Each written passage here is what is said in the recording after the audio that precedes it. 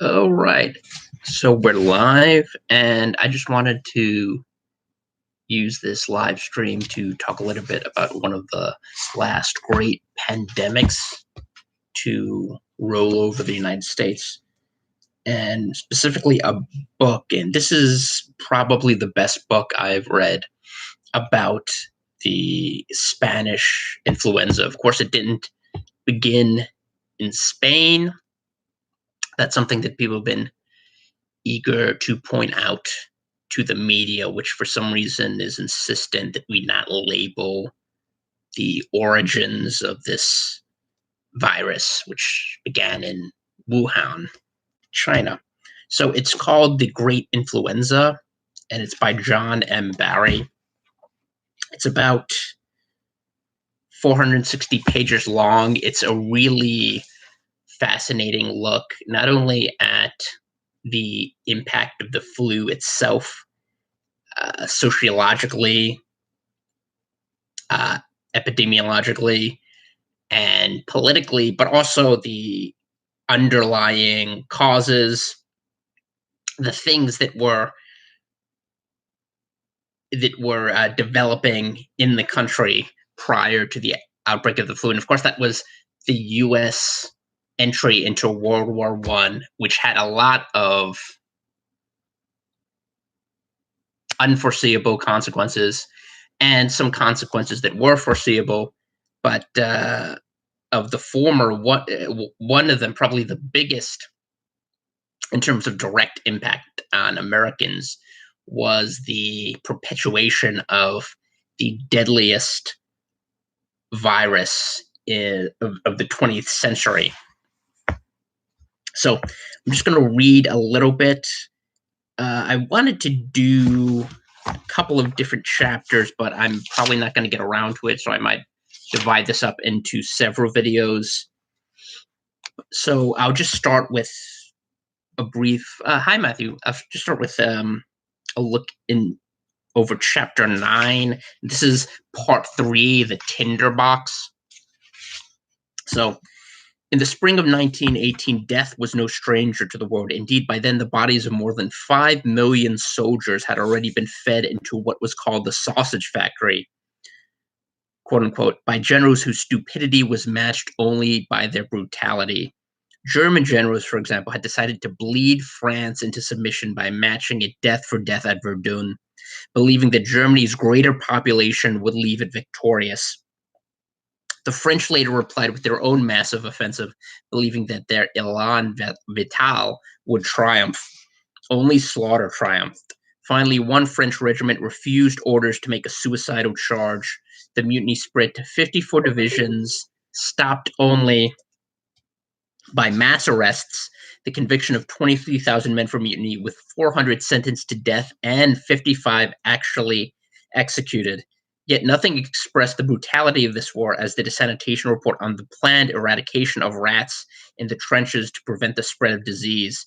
A major problem, certain unexpected problems are involved in the rat problem. The rat serves one useful function. He consumes the corpses on no man's land, a job which the rat alone is willing to undertake. For this reason, it has been found desirable to control rather than eliminate the rat population. So just think of that. The rats were consuming so many corpses that it was better to keep them around. Hi, Jonathan.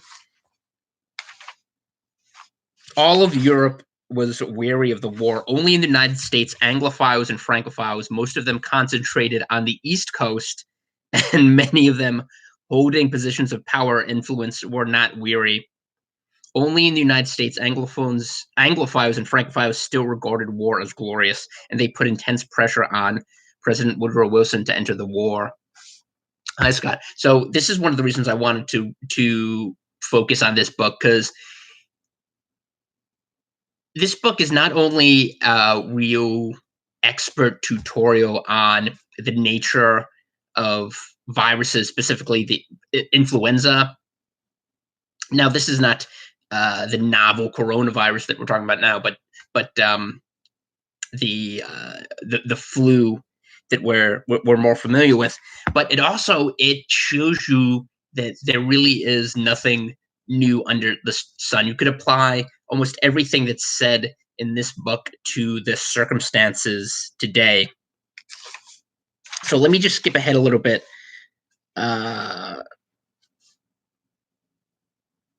Okay. For reasons entirely unrelated to the war, America was a rumbling chaos of change and movement, its very nature and identity shifting. In 1870, the United States numbered only 40 million souls, 70% of whom lived in small towns or on farms. By the time America entered the war, the population had increased to roughly 105 million. Between 1900 and 1915 alone, 15 million immigrants flooded the United States. Most came from Eastern and Southern Europe with new languages and religions, along with darker complexions. And the first census after the war would also be the first one to find more people living in urban areas than rural. Now, the languages were definitely, some of them were newer. I mean, this was one of the first real explosions of Italian immigration during this period. But as it says here, the single largest ethnic group in the United States was German American, and the large German American press had been sympathetic to Germany.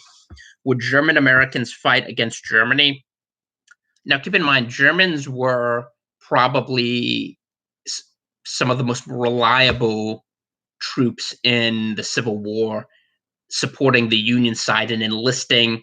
You even had really prominent German or German American commanders who were cited for their bravery.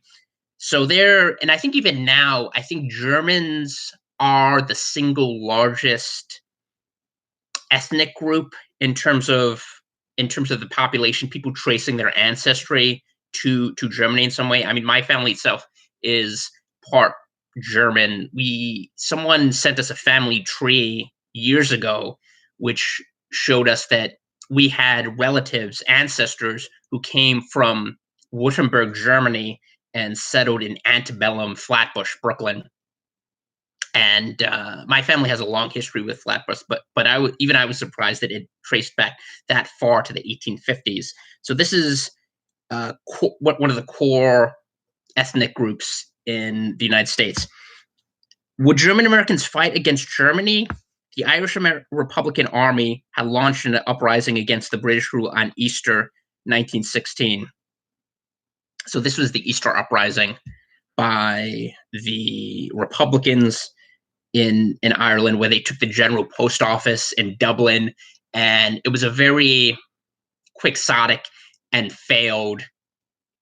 initially a failed endeavor. In fact, if you read, this is an aside, but if you read histories of this, the people in Ireland itself, when they saw this, they mocked it, and rightfully so, because it was a bit of a disaster trying to defeat the British army in a field battle in the middle of Dublin. If you actually look at it tactically, it was an idiotic idea. But what eventually happened was the British reaction to this was so draconian, executing the leaders instead of recognizing that this was just a failed revolt that was horribly planned and that was embarrassing for the Republicans and nationalists in Ireland. Instead of recognizing that and extending mercy to the plotters, they decided to ruthlessly execute all of the, or most of the conspirators. Yeah, a lot of Germans in the U.S. from later migration, not from Germany, but Russian and Austro-Hungarian empires. So this is just setting the scene for these questions that were ostensibly raised when the U.S. was marshaling. The Wilson administration was marshaling its troops to convince the public that it needed to go to war. The Midwest was isolationist, which is true. There was even a major third party that had that as part of its platform. Would it send soldiers across an ocean when the United States had not been attacked? Populists opposed the war, and Wilson's own Secretary of State, William Jennings Bryan, he's the guy famous now for the Scopes monkey trial, but he was a huge figure in the Democratic Party. 3 times the Democratic nominee for president had resigned from the cabinet in 1915 after Wilson responded too aggressively for him to Germany's torpedoing the Lusitania. Socialists and radical unionists were strong in factories and mining communities in the Rockies in the Northwest. Would they, drafted or not, defend capitalism? The hard line was designed to intimidate those reluctant to support the war into doing so, and to crush or eliminate those who would not. Even before entering the war, Wilson had warned Congress, there are citizens of the United States, I blush to admit, who have poured the poison of disloyalty into the very arteries of our national life. Such creatures of passion, disloyalty, and anarchy must be crushed out. He intended to do so. Now, look at it this way. He was saying that people were being disloyal by speaking out against a war that had not actually occurred yet. The U.S. had not entered the war against Germany and the Central Powers, and yet he's trying to create the environment that would lead people to believe that any expression of dissent is by definition disloyalty to the United States, that the United States has this irreparable bond to the to the countries facing Germany and the Austro-Hungarian Empire, namely Britain and France and Russia and their allies. His fire informed virtually everything that happened in the country, including fashion. To save cloth, a war memorial, everything was a war material. Designers narrowed lapels and eliminated or shrank pockets. The government compelled conformity, controlled speech in frightening ways not known in America before or since. Soon after the declaration of war, Wilson pushed the Espionage Act through a cooperative Congress, which balked only at legalizing outright press censorship. This was the one caveat, despite Wilson's calling it an imperative necessity. Now, keep in mind, the Espionage Act still exists. It still has the force of law and is invoked when the government wants to prosecute people. Even though you don't hear about it that often, you increasingly, when you have things like when you have leakers, government whistleblowers, this is something that they can invoke in order to prosecute them and silence them. The bill gave Postmaster General Albert Sidney Burleson the right to refuse to deliver any periodical he deemed unpatriotic or critical of the administration. So those two things are synonymous, according to the Wilson administration. Being not a patriot and disagreeing or critiquing Wilson are synonymous. And this is something you saw as well in FDR. And FDR was kind of a protege of Woodrow Wilson, and in fact worked for the Wilson administration at one point. So he adopted almost wholesale, and in many cases expanded what had become the norm during the Wilson administration, particularly the last years of the Wilson administration during and after World War I. So that's why you see some of the same things. FDR trying to silence critics, trying to pack the court, trying to basically squash the press, which at the time was very critical of FDR because they were owned by Republican. The owners of newspapers were Republicans and critical of the New Deal. And before television and radio, most of the political discourse in the country went through the mails. A Southerner, which is true. This is why the Comstock laws were so important. A Southerner, a narrow man, and a hater, nominally a populist, but closer to the pitchfork Ben Tillman wing of the party than to that of William Jennings Bryan, Burleson soon had the post office stop delivery of virtually all publications, and any foreign language publication that hinted at less than enthusiastic support of the war. Attorney General Thomas Gregory called for still more power. So when you hear reports of the Justice Department pressing for more powers, whether or not these are accurate or not, and I would not trust what what the media is reporting based on their track record, particularly in the Trump administration. But I wouldn't necessarily dismiss it that there are people, even career these supposedly valuable career civil servants in the Justice Department who are pushing to increase their power. Hi, Air Church. Hi, First Corinthians.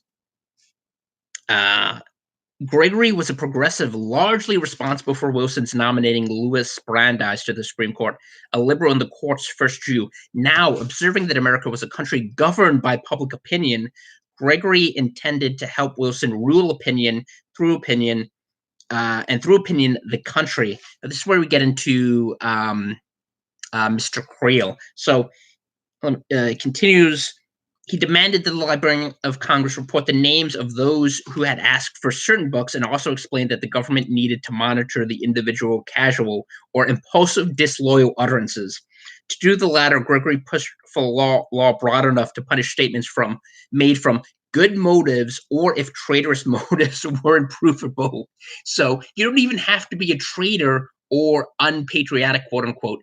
You just it can be inferred, and even if it's not, you can still be punished for doing something that damages the war effort or what's perceived as being in the interest of the United States government. Uh, and this is something to think about when you read stories about people basically ratting out their neighbors. And there's that Nextdoor app. I've never actually used this, but you see people who use this.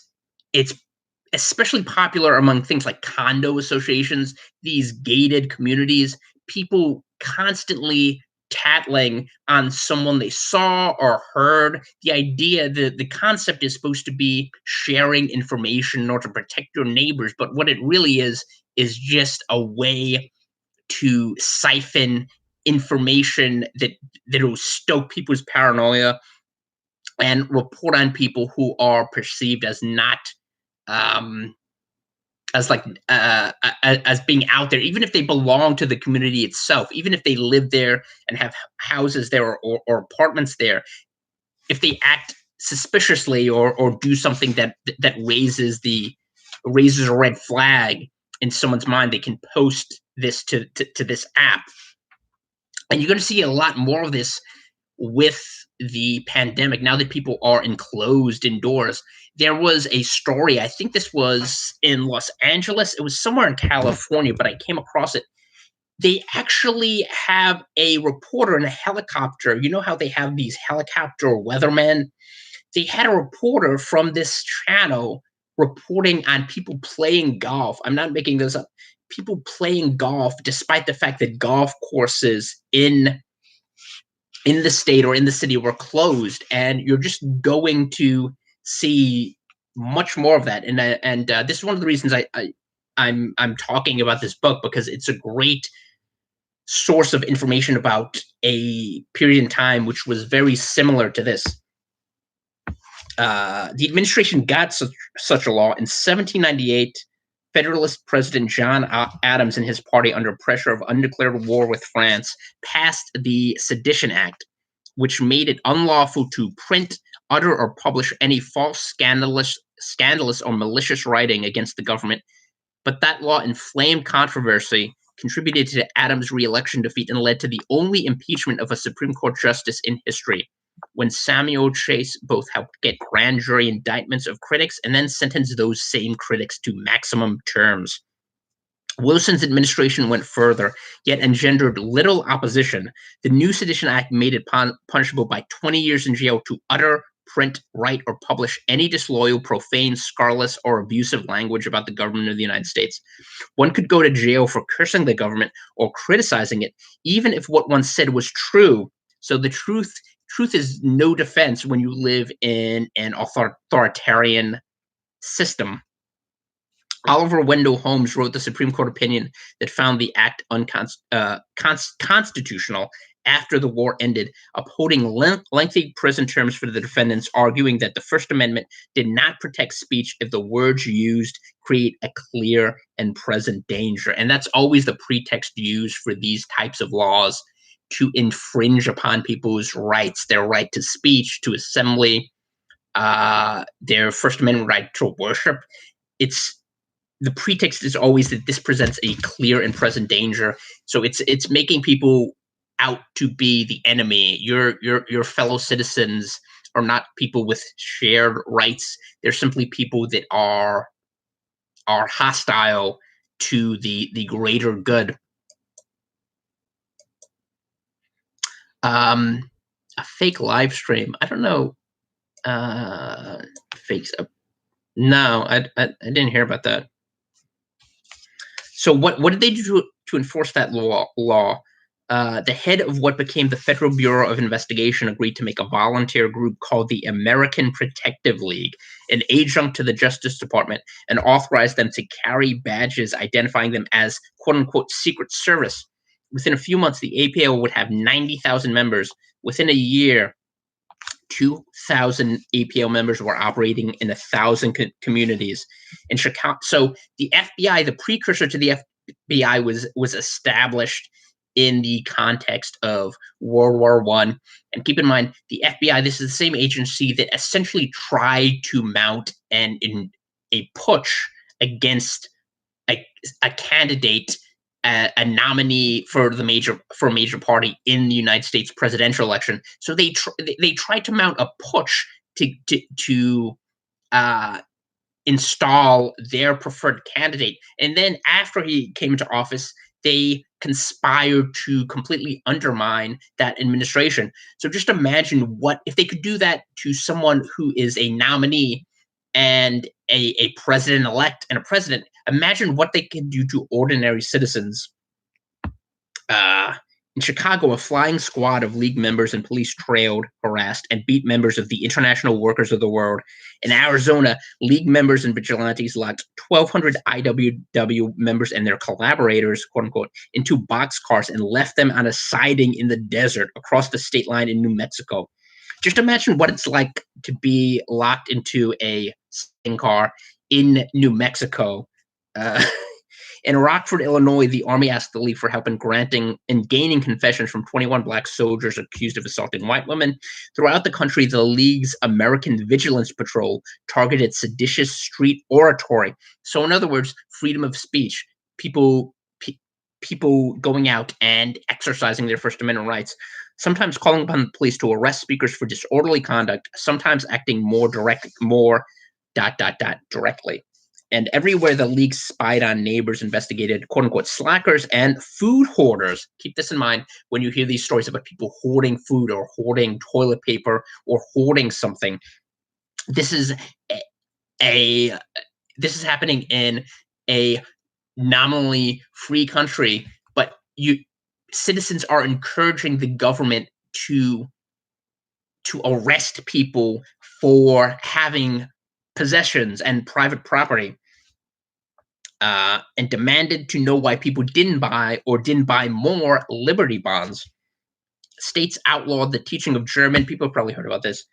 While an Iowa politician warned that 90% of all the men and women who teach the German language are traitors.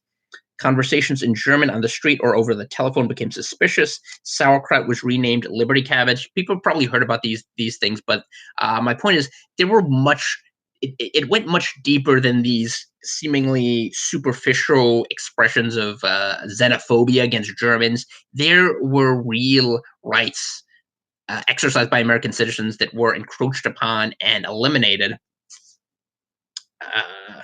Thousands of government posters and advertisements urge people to report to the Justice Department. Anyone who spreads pessimistic stories, divulges or seeks confidential military information, cries for peace, or belittles our effort to win the war. So pacifism was outlawed, basically. Wilson himself began speaking of the sinister intrigue in America, carried on high and low by agents and dupes. Even Wilson's enemies, even the supposedly internationalist communists, distrusted foreigners. Two communist parties initially emerged in the United States, one with a membership of native-born Americans, one 90% immigrants. Judge Learned Hand, one of Simon Flexner's closest friends, later observed, that community is already in the process of dissolution, where each man begins to eye his neighbor as a possible enemy, where nonconformity with the accepted creed, political as well as religious, becomes a mark of disaffection, where denunciation without specification or backing takes the place of evidence, where orthodoxy chokes freedom of dissent. But American society hardly seemed to be dissolving. In fact, it was crystallizing around a single focal point. It was more intent upon a goal than it had ever been or might possibly ever be again. Now, someone mentioned, Jonathan mentioned Eugene B. Debs. Now, they actually do discuss this in, let me see if I can find the, let me see if I can find the page.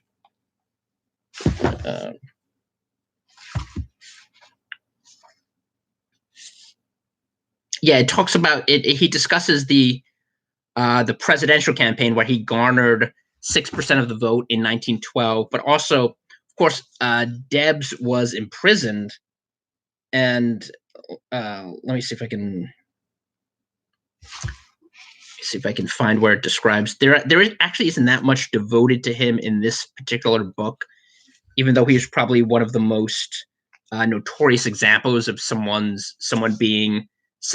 having their rights circumscribed in order to boost morale, patriotism.